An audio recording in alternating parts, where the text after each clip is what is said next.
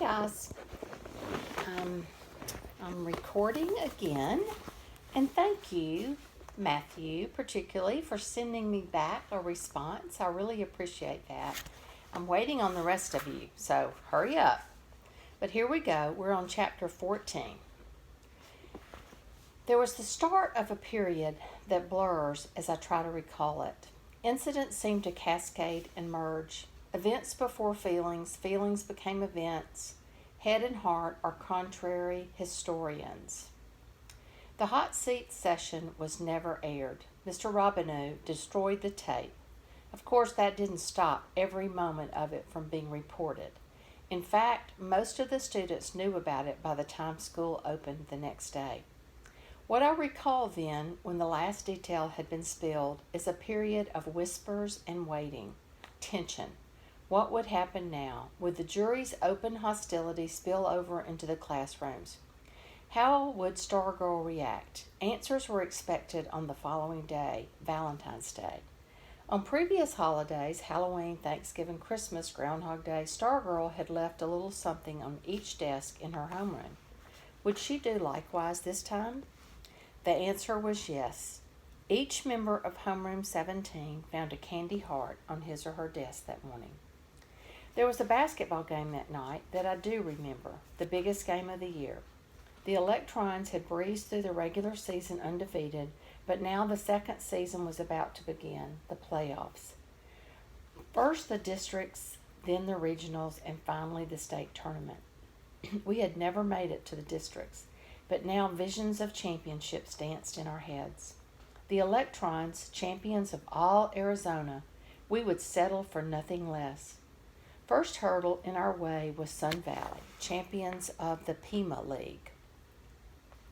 The game was played Valentine's night on a neutral court in Casa Grande. All of Micah, it seemed, emptied out and headed for the game. Kevin and I went in the pickup. From the moment the Micah mob entered the gym, our cheers rattled the rafters. The big green M on Stargirl's white sweater flounced as she spun and leaped with the other cheerleaders. I spent as much time watching her as I did watching the game. She cheered when we scored. When Sun Valley scored, she did not. Something inside me felt better. But not for long. We were losing. For the first time all year, we were trailing at the end of the first quarter. In fact, we were getting smoked, 21-9. The reason was no mystery. While Sun Valley's team was not as good as ours, they did have one thing we did not: a superstar, a kid named Ron Kovac. He stood 6'8" and averaged 30 points per game. Our players looked like 5 Davids flailing against Goliath. Sun Valley's lead had increased to 19 points midway through the second quarter. Our once raucous fans were stunned into silence, and that's when it happened. The ball was loose in the middle of the floor. Several players from each team dived for it. At that moment, Kovac was running past, trying to avoid the divers, and his right foot came down on a prone player's sneaker. So it was told in the newspaper the next day. At the time, it happened so fast, no one saw it, though several people said they heard a sickening crack like a twig snapping. All we knew was that suddenly Goliath was on the floor, writhing and screaming, and his right foot looked all wrong, and the Sun Valley coaches and trainer and players were sprinting across the floor. But they were not the first. Stargirl somehow was already there. While Kovac's own cheerleaders sat gaping and stricken on their bench, Stargirl knelt on the hardwood floor. She held his head in her lap while the others attended the broken leg. Her hands moved over his face and forehead.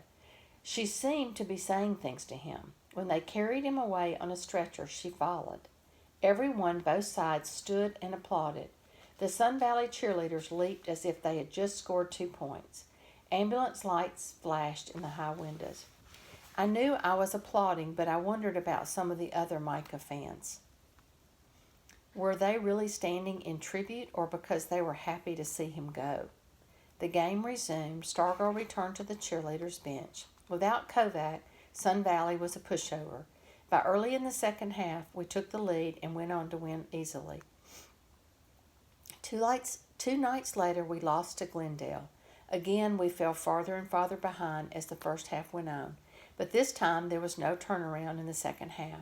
This time the Electrons faced not one but 5 players that were better than us. This time no opponent broke an ankle, though I'm sure in our desperation some of us secretly wished for it.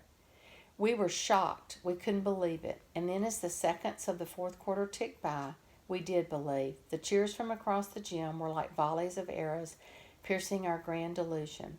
How could we have been so stupid? Did we really think that little Micah, undefeated in its own third-rate league, could ever stand up to the big city powerhouses around the state? We had been lured into great foolish expectations, suckered. We were devastated.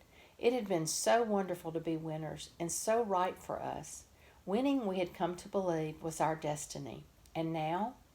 As the Glendale coach sent in the scrubs to mop us up, Micah's girls wept. Boys cursed and booed. Some blamed the officials, or the nets, or the lights. The cheerleaders, to their credit, kept on cheering. They looked up at us with glistening eyes and mascara tracks on their cheeks. They pumped their arms and shouted and did everything that cheerleaders are supposed to do, but their gestures were empty, their hearts were not in it, except for Stargirl. As I watched her intently, I could see that she was different. Her cheeks were dry. There was no crack in her voice, no sag in her shoulders. From the start of the second half, she never sat down, and she never again looked at the game. She turned her back to the court, she stood and faced us, and gave not an ounce of herself to the jubilation across the gym. We were losing by 30 points with a minute to go, but she cheered on as if we had a chance. Her eyes blazed with ferocity I had never seen before. She shook her fist at us. She flung her defiance at our gloom, and then her face was bloody. A Glendale player had just dunked the ball, and Kevin pounded my knee with his fist, and I looked to see Stargirl's face suddenly a bloody mask, and I was on my feet screaming, "No!" It wasn't blood. It was a tomato. Someone had splattered her face with a perfectly thrown ripe tomato. And as the clock expired and the Glendale fans poured onto the court, Stargirl just stood there, her great eyes staring up at us in utter bewilderment through the pulpy red gore. Sprouts of bitter laughter erupted among us, even some applause. The next morning at home, I found the card. It was in a school notebook that apparently I had not opened for several days.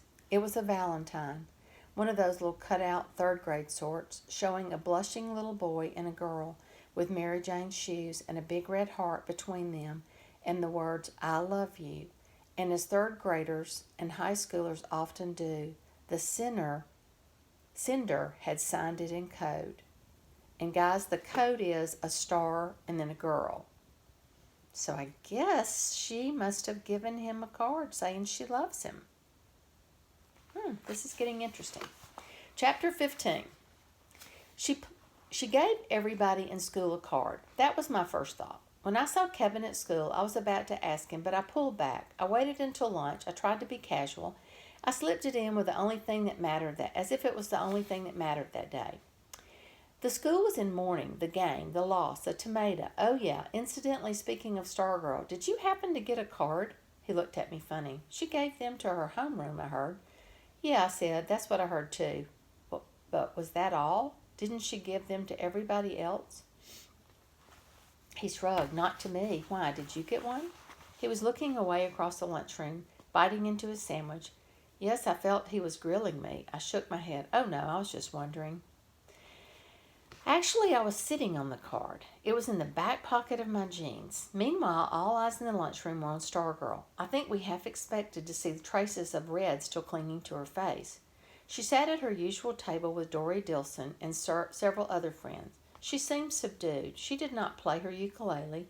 She did not play with her rat. She just ate and talked with the girls at her table.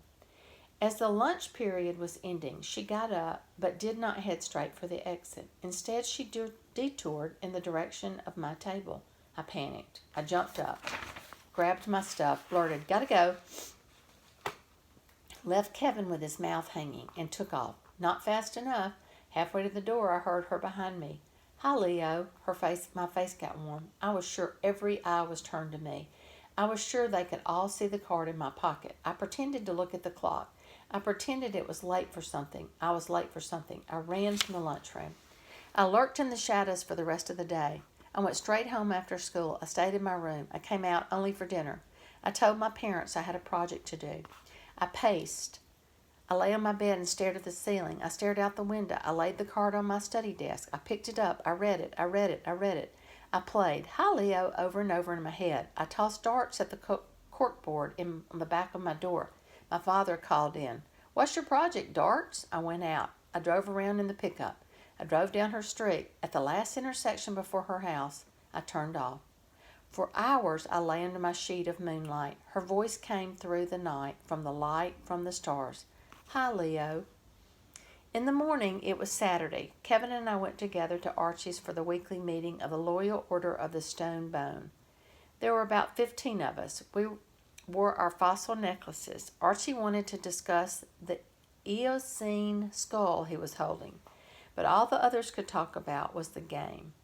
When they told Archie about the tomato, his eyebrows went up, but other than that, his face did not change. I thought, this is not news for him. He already knows. Archie spent the whole season that way, nodding and smiling and raising his eyebrows. We dumped our disappointment on him, the devastation of the loss.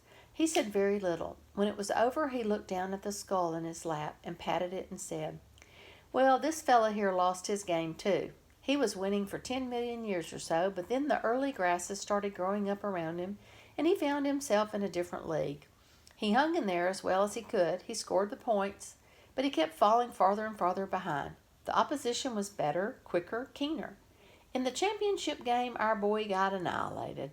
Not only didn't he show up for class the next day, he never showed up, period. They never saw him again."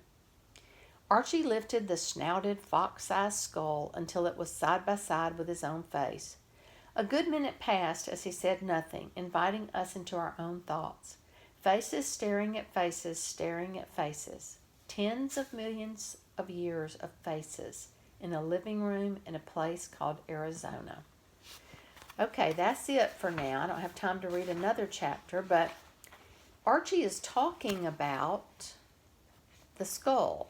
So what do you think he is saying about the skull? I want to hear your ideas. So shoot them to me, email, as soon as you listen. Bye, guys.